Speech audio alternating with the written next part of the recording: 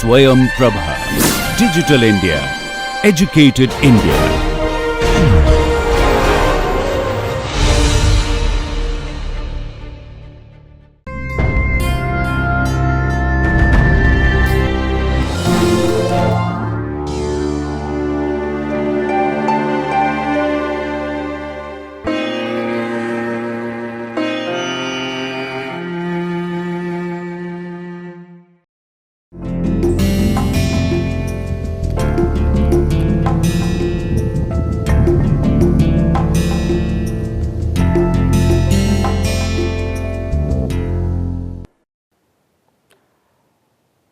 Let's begin 8th lecture, and 8th lecture we will be continuing our discussion on finding value of driving force, and then we will start discussion on nucleation.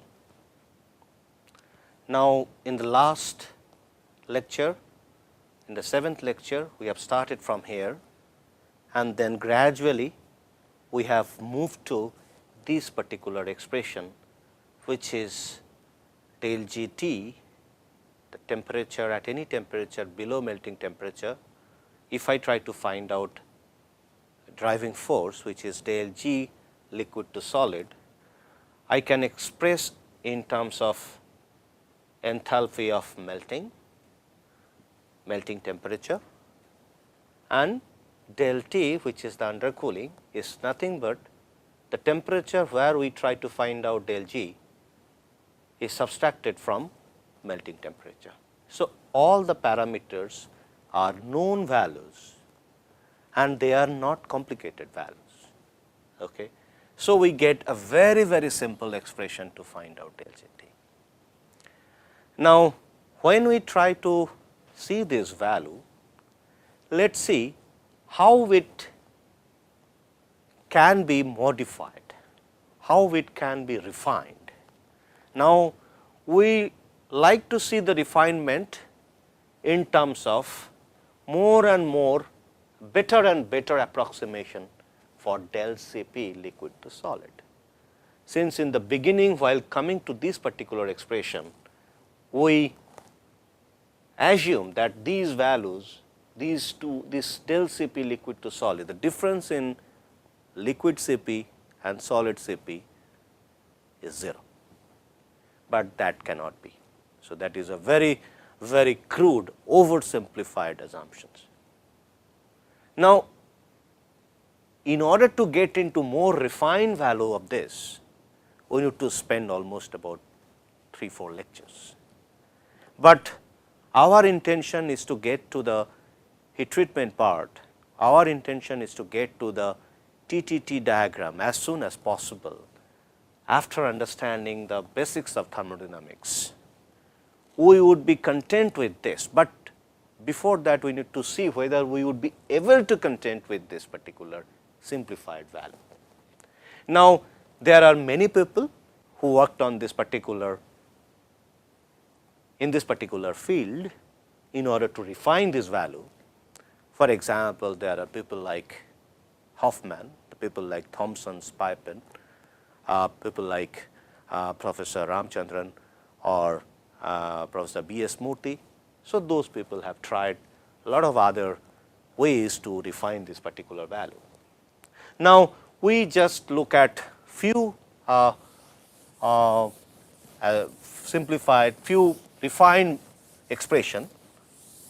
So, the refined expression, for example, if we consider Hoffman's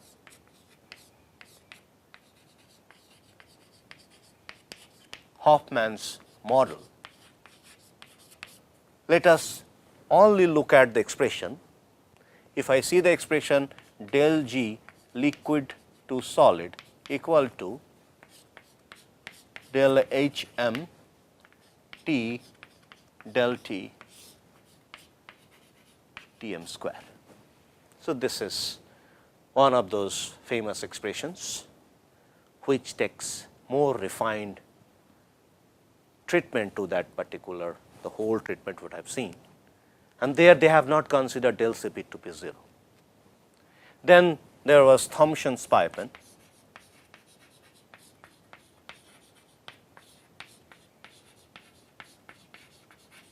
where they say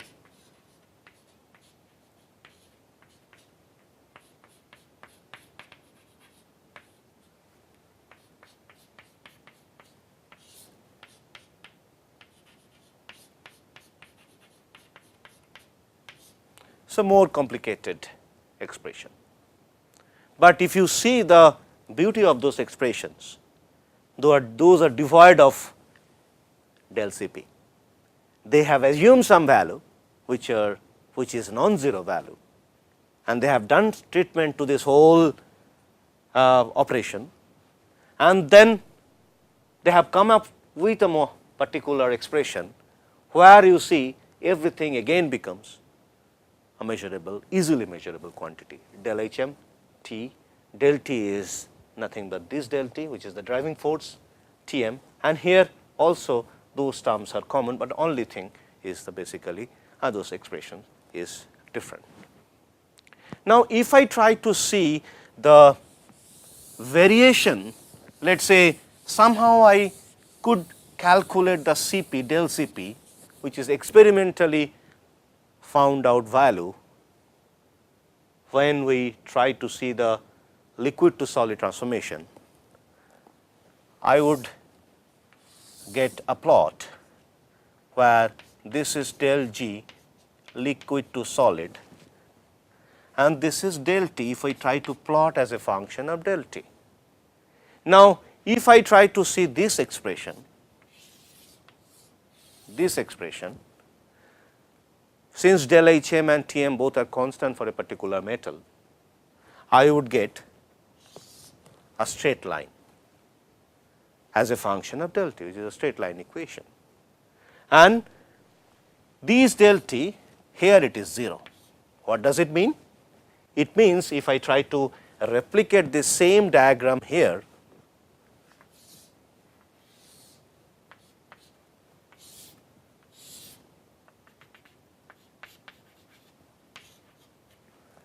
this is G S, this is G L, then at this point T minus Tm is 0, that means del T is 0.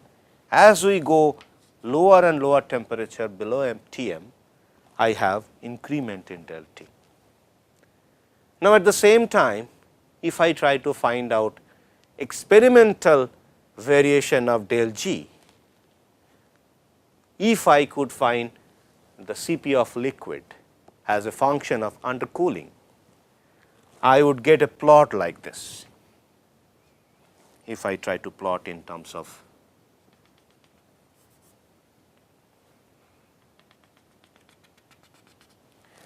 the plot would be, let us say, something like this.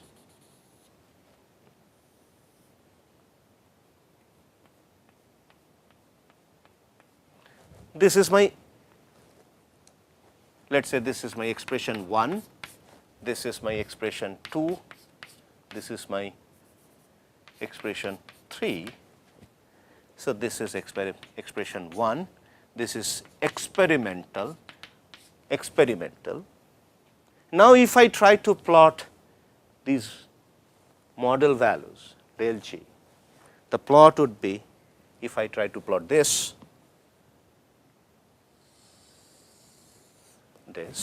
this is expression 2, and if I try to plot this one, it could be like this. Now, interestingly, the only noticeable thing is, until this temperature, all those refined calculated value and then also a crudely assumed value, they are matching. And these value can extend up to 0.2 to 0.3 Tm. Why 0? What does it mean 0.2 to 0.3 Tm? Let us say if this temperature is 1000 degrees Celsius melting temperature, this would be 800 to 700 degrees Celsius. So, 300 to 200 degree difference below melting point, I would get almost same value for del G, even if I use very simple approximation. Rather going for that suggests, and also you would later see that most of our practical values would be lying in this temperature range. So, if I try to plot in terms of temperature, so then this particular temperature which is 0 is Tm. So, within this range 200 to 300 degrees Celsius range from Tm, below Tm, we have most of the reactions over. Okay. So, that means we do not need such kind of complicated expressions. Okay. We are okay with a simplified expression, since we are seeing that within the temperature range where I would be concentrating on would not make any difference even if we use very simplistic approach. And engineering does not look at a very refined thing most of the cases. It just takes a kind of value which will be useful for doing calculations and finding values which will be needed for getting a kind of range of properties specified for a particular application. Okay. So, we do not need those kind of complicated things, we will be okay with this. So, that suggests that even if we take very simple approximation, sometime those approximation would have a very positive effect on our engineering problem solving. Okay. So, I think we would be okay with this. We will also do some calculations later on. Considering these two things, you would see that yes, it does not make much of difference. Okay. Of course, if you go farther below the temperature, these will start making difference, but we do not need to go to that particular temperature zone, rather than we will be concentrating on this temperature. Okay. So, that is the contention of doing this particular thing, but of course, there is a special importance given to this particular treatment. Yes, those have a very scientific values, because we do need to find out sometimes the actual value what is there. Now, once we found out the driving force, now we need to see whether that driving force, how that driving force is going to affect the actual phase transformation. So, now once we finish discussion on finding value of driving force, let us get to the nucleation part. Okay. Now, when we talk about nucleation, now we would again consider single component system, solid to liquid transformation, and let us initially consider simple pure metal solidification. Okay. And when we do simple pure metal solidification, we can have, I am just drawing the same plot again, temperature G,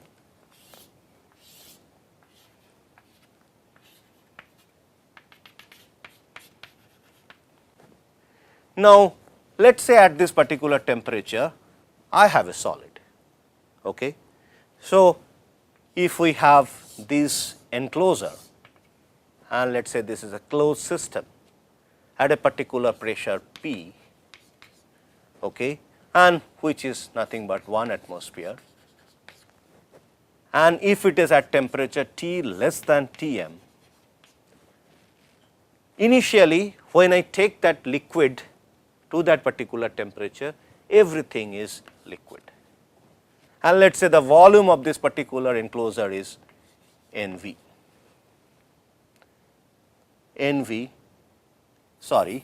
VL.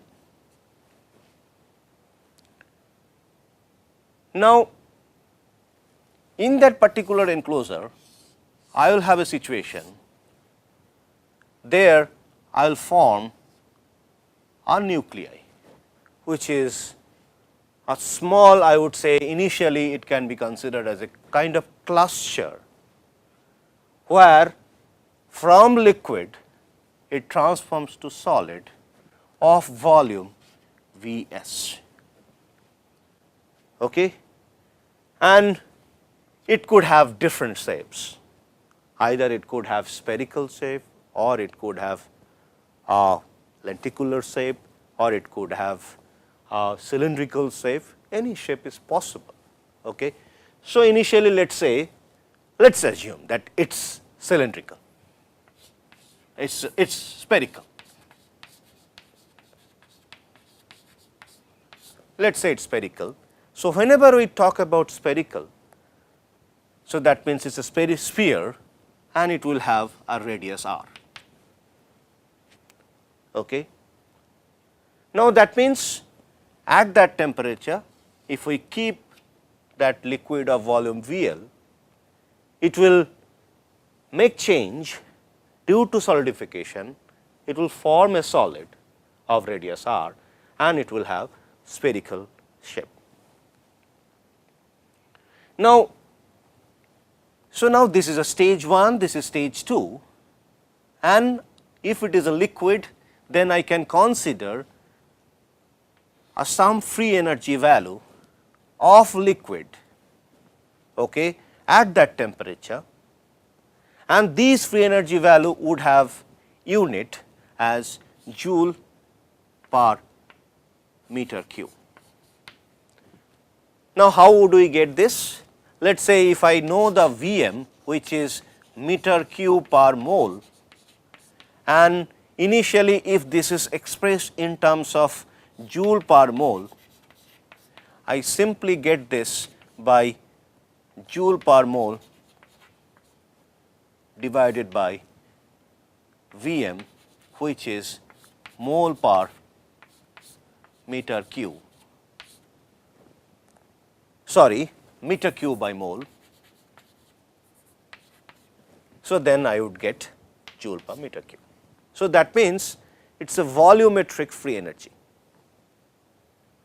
and this also tells something. This volumetric free energy is coming from the volume of the material. So, that means it is considering the energy that is available from a particular volume of material. Now, similarly, if I have solid, so I can consider that is Gs. This is also the unit is joule per meter cube.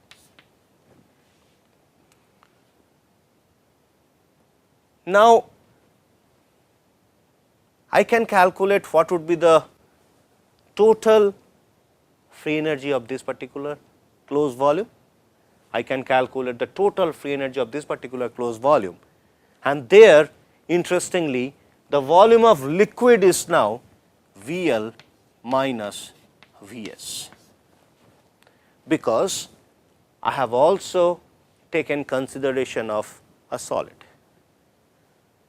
And interestingly, I am considering that VL to Vs whenever this transformation takes place. So, let us say this is V prime. So, that means this volume of liquid. So, this volume of liquid is converting to this volume of solid. That time I do not consider any volume expansion.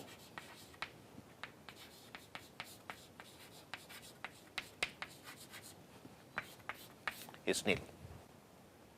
So, that means I do not have any volume expansion. So, that also makes my treatment easy. So, always we try to find out try to see some assumption within the rightness of that particular treatment. We have to make those assumptions in order to make things simple. So, now if we assume that, then so actually my transformation is from this to this.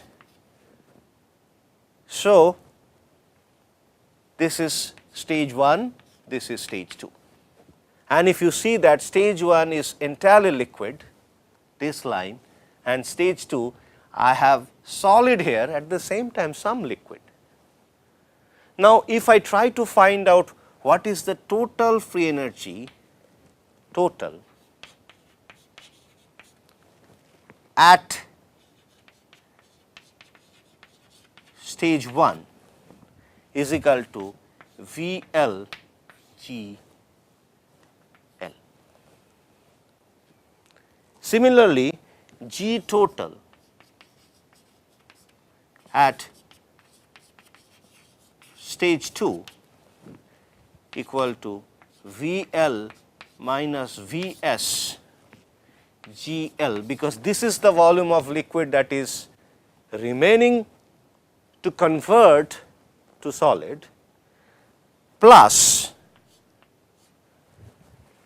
this V S into G S. Now question is, does it end there? And another interesting thing, this also tells, because we are adding it up, the thermodynamic state function, we are adding it up, it also says that free energy is nothing but the extensive properties. Now, from there, we stop here, but would it stop here? Now, there is one interesting part now. See, whenever I am creating a solid, as per our phase definition, I am seeing that in this particular cases, everywhere the composition is same. Here also the composition is same, but the structure is different here, structure is different here, because whenever I try to see the solid, that means I am talking about the crystalline solid. So, that means they have a regular arrangement of atoms, and whenever I am talking regular arrangement of atoms, that times there is an interface which separates the regular arrangement of atom zone from a random arrangement of atom zone, if we consider liquid atoms are randomly distributed. That times I do create an interface. Fine. Now, let us blow it up, this particular section. If I blow it up, this is my blown part, this pair. So, I do draw all those lattice planes of a crystal.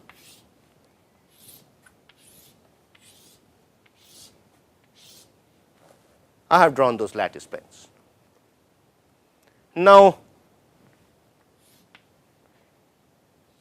if I see, and if it is a regular arrangements, and if I consider that this length and this length is a two-dimensional lattice, this length and this length both are same.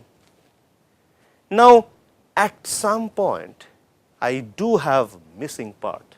For example, this is not of the same length of this. So, if I extend it, then only I get a lattice. Okay. Similarly, here if I extend it, then I will get a lattice. If I extend it, then I will get a lattice. So, these are forming. Now, here I have created the interface, and we have said that the liquid atoms are random. So, there is no regular arrangement of atoms over a 3 dimension in a long range distance. So, that means at this place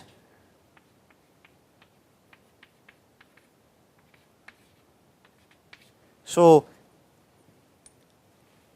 this one, this one, this one, this one and this one. See, if we consider only this part, these lengths are breaking, and whenever I break any arm, what does it mean? It means that I am exciting that particular region. And now, whenever I excite that particular region, that means I am increasing the energy of the system.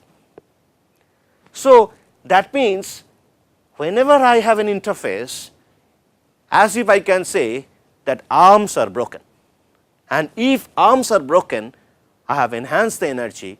So, this particular line increases the system energy.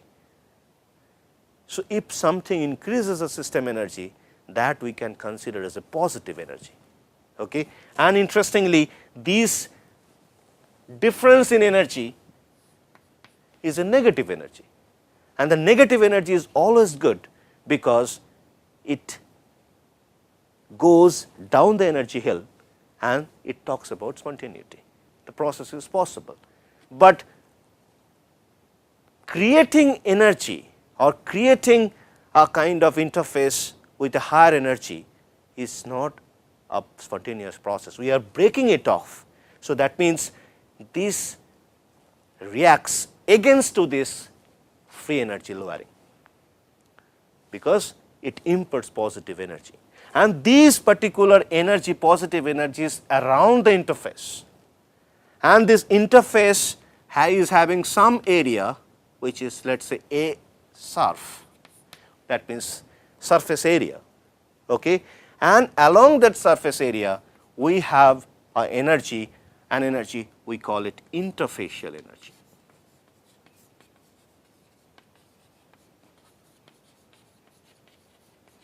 Which is, we call it gamma. And this gamma is different than the gamma we consider in case of FCC. So, in order to make difference with the gamma, FCC gamma in iron, which is called austenite, or FCC gamma in alpha aluminum, which is nothing but the aluminum single phase alpha, we put it as SL in case of solid liquid. So, that means whenever I form a solid, I do create an interface and I do have interfacial energy which tries to increase the system energy. Okay. So, now here the story does not end, because since I have created an interface, I do have to consider the interface energy part, the total interface energy, which is AS into gamma SL. So, that means at stage 2 I have these many energy terms. Now, if I consider to be G1 and this is G2, which is final, this is initial, I can find out what is the difference in energy. Okay. So, in order to find that difference in energy, so del G, which is the difference in G2 minus G1, equal to VL minus Vs GL plus Vs Gs plus A sharp gamma SL minus VL GL. So, then I would see that this term and this term goes out. Now, this term and this term goes out. So, I would be left with Vs minus GL minus Gs, or I can say Gs minus GL plus A sharp gamma SL. So, this is del G of this. So, now this is a very, very important expression. Now, if we consider a spherical particle forming in the spherical solid forming in the liquid, this would be 4 pi 3 RQ Gs minus GL plus 4 pi R square gamma SS.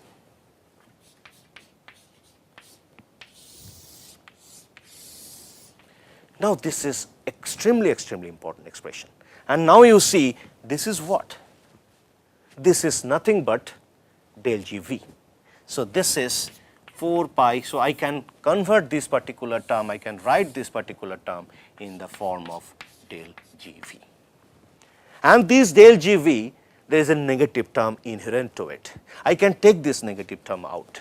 So, this is my expression where I will be working on. Rather, we will see that from this we get an expression for the nucleation. Okay. So, this is expression, and also you see this del G is the difference between stage 1 and stage 2, and this del GV is the difference between liquid to solid transformation. So, that means this is my driving force, and these whether that solid would form or not, because this is the positive energy, this is the negative energy, finally where the system would go for this transformation would be decided by the negative value of this.